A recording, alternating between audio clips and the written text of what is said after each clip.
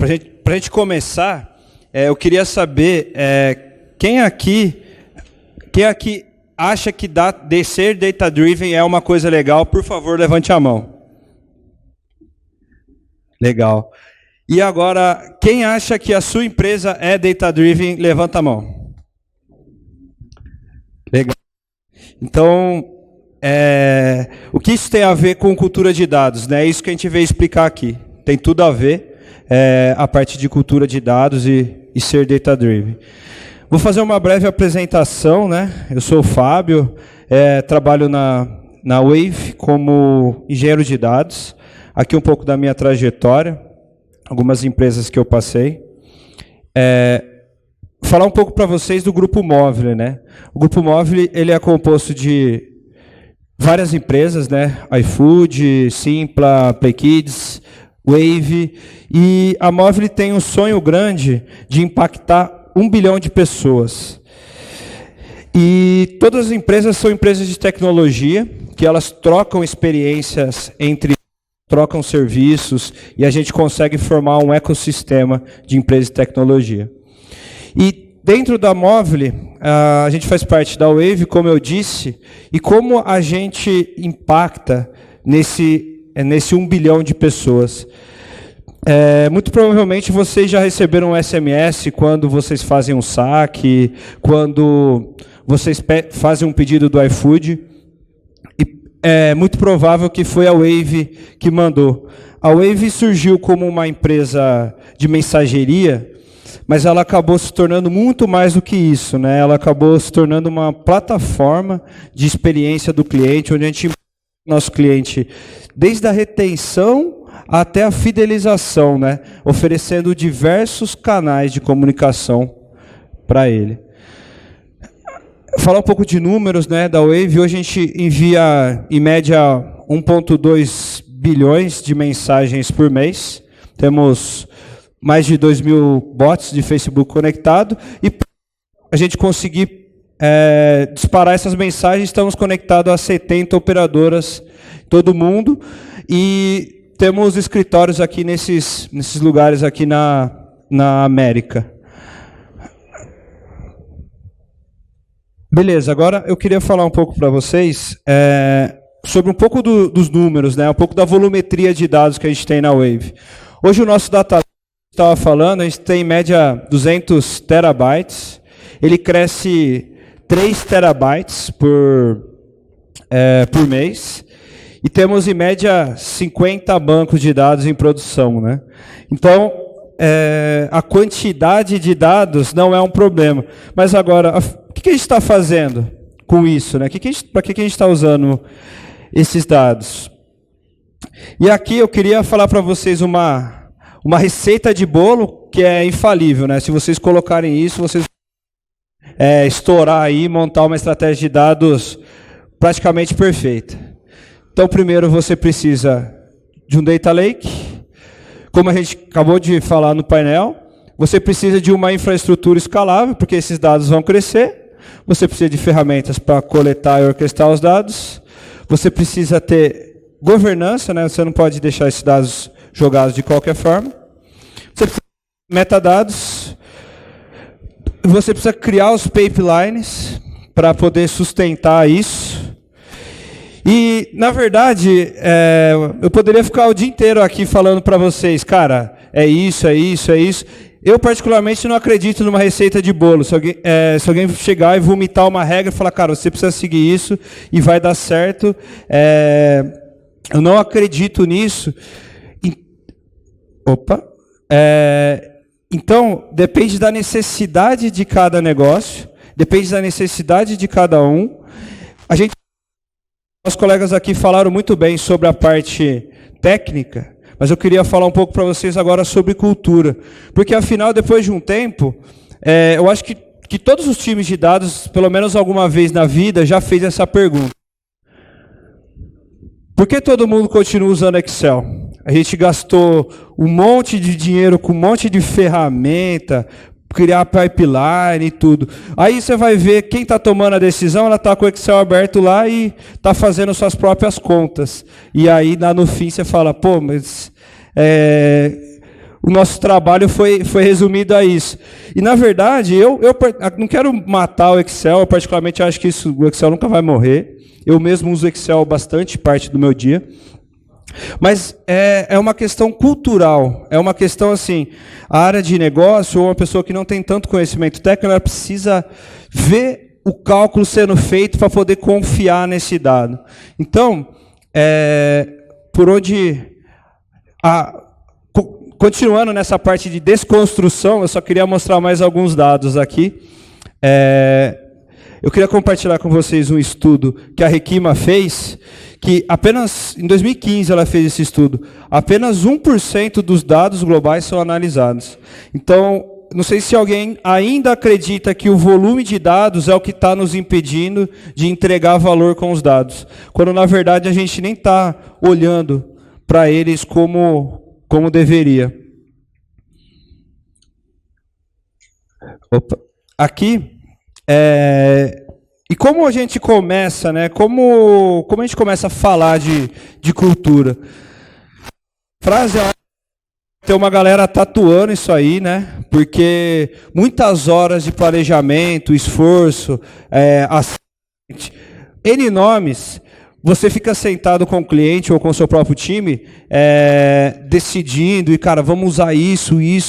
E aí, cara, tudo acaba, porque se a cultura não valoriza isso, não vai de encontro a isso, você acaba desperdiçando realmente seu tempo, planejando. Então, a cultura, ela come a estratégia no café da manhã, e no almoço ela come a tecnologia. E aqui... Falando um pouco disso, eu queria contar um pouco para vocês alguns erros que a gente cometeu e foi importante que a gente aprendeu com eles, e é importante a gente aprender com eles. Pensávamos que se a gente ensinasse SQL para todo mundo, para a empresa inteira, então a gente começou a fazer um monte de workshop e treinamento, falou, cara, não, a gente vai ser data-driven, a gente vai ensinar SQL para todo mundo e todo mundo vai tomar decisões baseadas em dados. Isso aqui, na verdade, foi muito frustrante da nossa parte, porque a gente parte de um ponto, potencializar o que a gente tem de melhor. Então, eu vou pegar um cara de vendas, que o cara está vendendo, ele vai sentar lá, eu vou ensinar ele SQL. Cara, pode ser que ele consiga, eu acho que é uma coisa legal ele saber SQL. Só que eu não posso esperar que ele vá entregar um resultado no mesmo tempo que uma pessoa que trabalha com SQL o dia inteiro. Então, esse foi um dos erros, né? Um outro erro foi queimar a largada, de achar que uma plataforma de self-service de dados ia resolver todos os problemas também, sendo que a empresa não estava madura o suficiente para receber essa plataforma de self-service de dados. Outro erro que a gente acabou de falar de Data Lake, a gente saiu criando um Data Lake e falou assim, cara, dá todas as fontes que vocês têm aí, que a gente vai fazer uma ingestão aqui, a gente vai centralizar todos os seus dados. E aí a gente fez isso. Só que quando a gente começou a tentar tirar resultado deles, a gente viu que não estava conectado, um dado não estava conectado com o outro. Por quê? A gente foi adicionando muitas fontes sem ter a real necessidade dela. E entre muitos outros erros, né, que a gente cometeu, esses foram acho que os principais que eu queria falar com vocês. Aqui eu queria falar um pouco como as demandas de dados normalmente surgem, né? Então você tem as áreas de negócio, você tem um time de BI, um time de analistas, você tem o time de engenharia. Então, o que acontece? Um monte de área de negócio está pedindo entregas encapsuladas. Por quê? Ela está pedindo entrega que vai resolver o seu problema. Ela não está pensando na empresa como um todo. Ela não está pensando no impacto que aquilo vai trazer para o negócio. Eu quero resolver o meu problema. Logo, eu tenho um monte de área de negócio que vai pedir tudo para o time de BI. O time de BI, ele acaba não tendo tempo para conseguir analisar realmente o potencial desse dado. E ele acaba virando uma parcelaria. Então, ele vai só entregando o que estão lhe pedindo. E logo, o time de BI vai pedir para a engenharia. Engenharia vai continuar fazendo o mesmo processo. A gente vai continuar replicando. Isso aqui vai ficar muito caro. Por quê? Eu estou criando um monte de pipeline, às vezes ele nem é necessário, eu preciso de um monte de gente para segurar esse pipeline no ar, porque vai dar problema. eu preciso gastar um dinheiro processando, eu preciso gastar dinheiro monitorando, sendo que, cara, o gargalo ficou aqui, né? Porque eu estou desperdiçando aqui o potencial dos dados quando eu chego aqui nessa etapa. Agora, eu queria começar a construir um pouco, né? Eu já desconstruí, agora eu vou começar a construir um pouco, assim, por onde que eu começo, cara? Beleza, você acabou aí com o que eu estava pensando, e agora, por onde eu começo? Aqui é um bom começo, né? Eu peguei esse slide emprestado, que eu vi isso numa outra apresentação, e, cara, fazia total sentido com o que a gente estava vivendo, né? A gente estava vivendo sem saber que ele existia, que esses processos não existiam. O primeiro processo, a primeira parte do nível de maturidade é a negação. Ou seja, as pessoas descartam hipóteses do negócio que apenas por não acreditarem nos dados. Eu acho que esse dado não vai entregar o valor que eu preciso, então eu nem vou investir nele. Depois as pessoas começaram a chegar, os times, e perguntarem, cara, será que dá para fazer isso com dados? Será que eu consigo saber qual produto é melhor? E aí começou a gerar curiosidade. A gente começou a entregar essas análises e disponibilizar para eles esses datasets, e aí eles começaram a testar. E isso foi gerando uma segurança neles, e eles começaram a tomar decisões utilizando esses dados. E quando as decisões puderam ser automatizadas, a gente acabou se tornando algumas coisas. Ela se torna data-driven. Só que se você me perguntar, cara, hoje a Wave é data-driven? Eu vou falar assim, cara, depende, porque a gente tem um monte de iniciativas. Algumas iniciativas chegaram no nível de maturidade data-driven, porque depende de A, acontece B. Então, a gente conseguiu automatizar esse processo. Agora, eu também queria falar um pouco para vocês de como a gente resolve os problemas e como a gente entrega valor com dados hoje lá na Wave. Eu tenho as áreas de negócio, como a gente tinha comentado, eu tenho alguns problemas de negócio. Aqui eu citei um que é retenção de clientes. Para cada problema do negócio, eu tenho um squad full stack. Esse squad, o que seria? Por que eu usei essa palavra? Ele tem pessoas de negócio, ele tem pessoas de dados, e eles têm essa autonomia para resolver o problema de ponta a ponta. Então, eu não vou sair trazendo todas as fontes de dados de uma vez para dentro do meu data lake. Eu resolvo problemas e, por consequência, eu trago mais fontes de dados, eu vou buscar fontes externas, mas tudo baseado em problemas do negócio. Eu estou resolvendo problemas que a empresa tem. E isso fez total diferença para a gente na nossa abordagem. Então, para cada problema, eu tenho um squad separado, que vai ser o dono daquele problema, que vai resolver o problema de ponta a ponta, desde entender até entregar uma solução final. Eita, olha o tempo aí, galera. É difícil ter que resumir muita coisa em um curto período. Aqui algumas premissas que a gente usou quando a gente começou a implantar essa cultura de dados. Se os dados não impactarem o negócio, logo serão desprezados. Ou seja, você tem um time lá de 20 pessoas. E aí, se você não conseguir fazer com esses dados entreguem valor, logo vão começar a contestar e falar, cara, por que eu tenho um time de dados? O que eles fazem mesmo? Além de cuidar dos nossos bancos aqui e deixar tudo no ar, né? Então, isso é um ponto muito importante. Você precisa entregar valor com esses dados. Você precisa ter clareza de onde os dados estão armazenados, ou seja, aonde está o dado, como está aquele dado, se é um dado bruto, se é um dado analítico, e eu preciso ter esse conhecimento. Toda empresa precisa saber, cara, eu vou buscar um dado, eu preciso saber aonde ele está. Isso é muito importante, a gente ter esse canal de comunicação claro. Precisamos garantir a consistência dos dados. Imagina que, falei daquele nível de cultura, imagina que você chega numa reunião, para o mesmo problema, você tem dois dados diferentes, um time levou um time levou outro. Isso vai retroceder o nível de maturidade, porque vão começar a contestar de novo. Cara, mas será que esses dados estão certos? Então isso é muito importante, a consistência. E por último, você precisa promover o conhecimento, né? Porque a cultura, as pessoas são a base da cultura, então você precisa falar deles, mas não na última abordagem, igual a gente usou de SQL, e sim mostrando valor, mostrando entregas e mostrando como eles podem usar esse dado.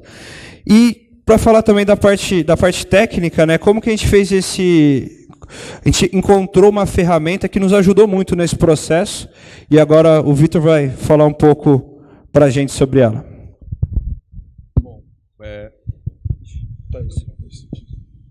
Bom, boa tarde, pessoal. O Fábio fala muito, como vocês puderam perceber, né? Então, tem que dar uma corrida aqui agora. Então, só falar um pouco sobre mim, né? Eu sou o Vitor, atualmente eu estou como engenheiro de dados lá na Wave junto com o Fábio e cursando o último ano de ciência da computação, né? E o Fábio falou muito sobre a questão de cultura, a questão de estratégia, como a gente alcança isso, mas e o ferramental, né? Qual é o ferramental que a gente utilizou e que a gente até indica para auxiliar nesse processo, né? Então, hoje eu queria compartilhar um pouco com vocês sobre o Metabase. E o que é o Metabase, né? O Metabase, de acordo com eles mesmos, é a forma mais simples e mais rápida de vocês atingirem, né? De vocês obterem o Business Intelligence e o Business Analytics para todos da sua empresa, né? E aí eu separei alguns highlights que eu acho que fica legal para destacar, que são... eu não sei usar isso aqui. Primeira questão é que ele é open source, ou seja, ele foi desenvolvido e é mantido pela comunidade, tá?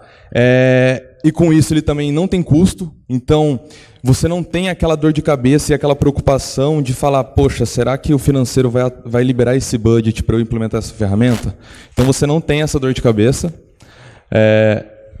E aí eu trouxe alguns dados do repositório deles, né? Então eles têm mais de 18 mil commits. Então esse número mostra que é uma ferramenta que está sempre em desenvolvimento, então constante melhoria. Mais de 18 mil estrelas, e é até engraçado esse dado, né? Que esse foi um número que duplicou em menos de um ano. E não só esse número, mas para quem participa bastante da comunidade, cada vez mais eu vejo pessoas interessadas no Metabase e discussões relacionadas ao Metabase. Então, constante crescimento. E mais de 150 contribuidores, né? Então, como eu falei, é open source e qualquer um pode ir lá e contribuir para o desenvolvimento da mesma, né? E o que eu acredito que seja a cereja do bolo é a questão de você não ter como pré-requisito, né? Você não ter que depender do conhecimento técnico. O Metabase possui uma opção, né, de você criar questions interativas, e aí com isso eu queria fazer uma pergunta para vocês, se isso aqui funcionar. Vocês já imaginaram a possibilidade de criar uma consulta, né, ou até mesmo um dashboard sem ter a dependência de SQL? Aí você pode até falar para mim, pô, beleza, eu faço isso em N ferramentas. Mas e sem gastar uma fortuna com isso, né? Porque lembrando que o Metabase é free. Então, o Metabase nos possibilita isso. É claro que você também pode criar questions de forma via SQL normal, mas você tem a opção de criar uma question de forma interativa. Então, você seleciona qual é a sua base de dados, qual é a tabela que você quer consultar, quais os filtros que você quer adicionar ou agrupamentos que você quer fazer. Eu quero ver o dado bruto, eu quero ver o dado, fazer um count, fazer uma soma, e aí ele te disponibiliza 14 tipos de visualizações diferentes. Então, nesse caso, a gente está pegando dados de usuários e plotando num mapa. E aí, beleza, falei um pouco da ferramenta, né, um pouco dos destaques, mas o que foi decisivo sim, para a gente falar, não, beleza, vamos bater o martelo e vamos começar a usar o Metabase para ajudar nessa parte de cultura, né? Então, hoje, inclusive aqui, a gente falou bastante sobre governança, ainda mais chegando a LGPD, né? Então existe uma preocupação com isso. No caso do Metabase, a gente tem a possibilidade de fazer o single sign-on com o Gmail, então já tira um pouco essa preocupação. E o controle de acesso dele é bem granular, então você consegue chegar... Então, por exemplo, eu quero que o meu usuário X ele tenha acesso a só uma tabela ou só uma fonte de dados, e aí você cria grupos de permissões. Conexão com múltiplos data stores, no nosso caso o BigQuery e o Postgres foi essencial, pois são as nossas principais fontes analíticas. E aí a gente sabe que o time de negócio, de preferência, ele não quer ter que ir atrás do dado, né? Ele quer, de preferência, receber um alerta, receber uma notificação. É nesse momento que entra os pulses e o Metabot. O que são os pulses? Os pulses são notificações que você pode agendar para receber via Slack ou via e-mail. Então, por exemplo, eu tenho uma question, né, uma consulta que me traz o número de mensagens enviadas no dia. E eu programo essa question para enviar no Slack todos os dias ao meio-dia. Dando esse horário, eu vou receber essa notificação. A mesma coisa com o Metabot. O Metabot, você faz uma integração com um channel no Slack e, mais uma vez, ele vai estar trazendo os dados para você sem você ter que acessar a ferramenta. Então, você vai lá e digita, você praticamente pede para o bot, vamos dizer assim, né, número de mensagens enviadas atualmente. Ele vai lá e te retorna não só o valor, mas ele te retorna a visualização. Então, por exemplo, se essa sua visualização é um gráfico de barras, ele vai te retornar esse gráfico de barras. Catálogo de dados, né? Porque quando a gente decide disponibilizar, né, abrir mais os dados para a empresa, a gente sabe que gera muita dúvida. Não, tá bom, eu quero fazer uma análise de vendas, por exemplo, mas como que eu vou saber qual a tabela que eu vou encontrar esses dados? Ou então, ok, eu até já sei a tabela, mas o que aquela coluna quer dizer? Ou qual o campo que vai me trazer o que eu preciso? Gera muita dúvida. E nesse caso, o Metabase ele já possui o catálogo de dados integrado, então você não tem aquela dificuldade de ter... Eu tenho uma ferramenta onde eu faço minhas análises, e aí eu tenho uma outra ferramenta onde eu tenho o meu catálogo, ou então até mesmo uma planilha de Excel. Ali você tem tudo unificado, então, no momento não só de criação, edição, mas também de visualização de uma question, você pode ir lá do lado e ver, consultar o catálogo de dados, né?